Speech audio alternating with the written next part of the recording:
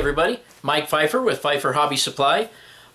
Today we're going to do the ACT3 update 31, and once again it's one of those where you don't see a lot of change, but and it's going to be short, but it's time-consuming things. So let's get into this. Okay gang, what we have is we have the potash mine in place. I know that you had seen the cutouts that I did on the backdrop. We'll take a closer look at those in just a second. The tracks are where they need to be. They are not ballasted yet, and there obviously is no ground cover back there yet. But let me just kind of explain what I have done. Okay, what I have done, and you guys have seen it before, is we put the derrick up there for the mine head, and then we had the smokestack. And if I swing around just a little bit, you can see that I've added smoke, painted in smoke from the smokestack. That's a power generating station for the mine head. What you will also see with my big fat finger in there is you will see the back of a Quonset hut type building. That would be the top of a tall Quonset hut type building. That would be a long building where the potash was brought up and stored in before it was sent to the conveyor on the inside of that building, and the conveyor would bring it down to the processing mill here. Okay, if you also notice, I did a little bit of white and gray incline detailing along those mountains up close. That looks kind of hokey, but let me back up and give you a shot here. Okay, so when you back up to here, it just accents the edges of the inclines and the hills and so forth, gives them a little bit more dimension. I did it all the way down. They don't look just like lumps there. One other thing you can obviously see in this picture is that I got the asphalt road in. I made, as I usually do, I made a pattern out of paper, and then I transferred that pattern to roofing felt. And once I did the roofing felt, I cut the roofing felt out and then hot glued it in place. And the road, as you can see, goes over the hill to the right there in the back. What else can I tell you? Oh, let me tell you something else here. I'll zoom in a little bit and tell you something else. Okay, at this angle here, or this view, you can see that I put a concrete retaining wall in the back also. I have not weathered that yet. I do have lines, some up and down vertical lines scribed into it that should show up when I do that. But all that stuff is glued in place, and as you can see here, it has all the lighting hooked up to it. The only thing we don't have is the ground cover and the ballast and a little bit of weathering there in the back. I'm going to turn off the light and see if I can get a picture of it with the lights on. Okay, here's a picture with the lights on inside the building and all the outside lights. I'll swing around to the other side and let you look at the other side real quick. Okay, and here's a shot of the other side.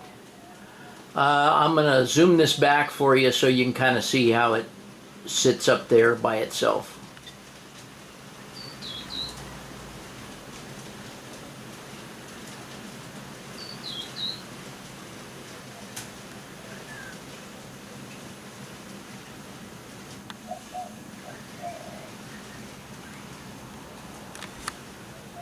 Okay, there you can that kind of gives you a perspective of how it looks on the layout.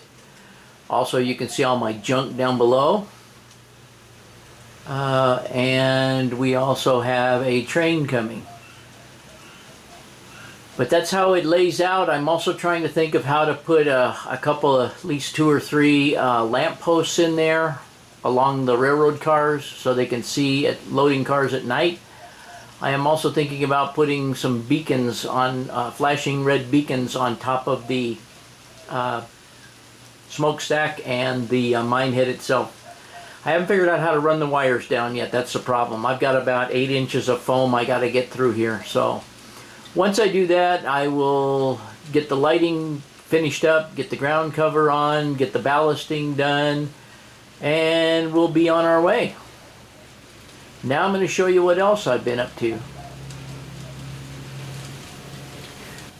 Okay, gang, another thing I have done looks relatively insignificant, but it's something that I needed to do. And that is, you see these two little switches down here. This one here is an on-off switch for the crossing gate, simply because when I'm working out here and the layout room is on and the air conditioner's on and everything, I lean over one of the detectors, the gate comes on, and it just sits there and goes and goes and goes and goes. Well, no longer. If I turn this on, you will see the gate cycle down and cycle up. And of course, if I put my hand or lean over the layout, there it comes on. Then I sit there for, I used to sit there for hours listening to that going on. And I used to have to go like that, wave my hand over it and turn it off. Now I don't. I simply turn off the power to the crossing gate. That way, if I'm doing work or there's anything out here I don't want to have it on for, then I can just simply shut the power off. You might be wondering what the push button is for. Maybe you're not. I don't know. But we're going to find out.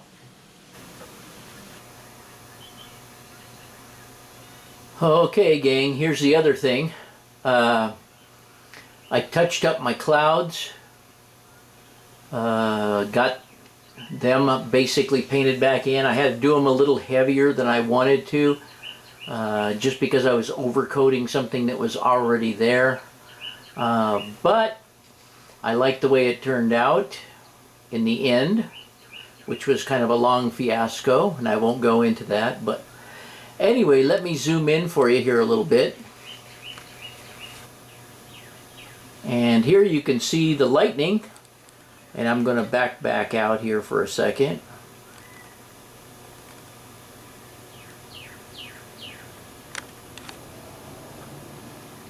And we will be very patient here until the lightning turns itself on. Okay, I have it on automatic and the lightning and thunder is fixing to come on.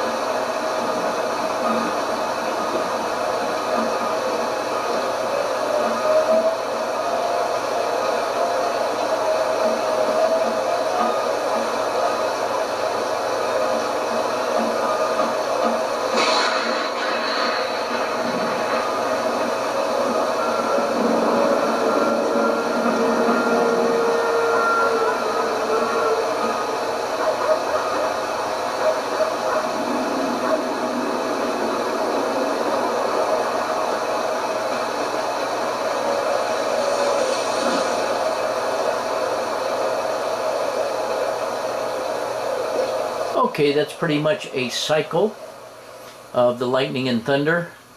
Now I'll just take you up there and explain to you about the scenery and how I put the lights up there.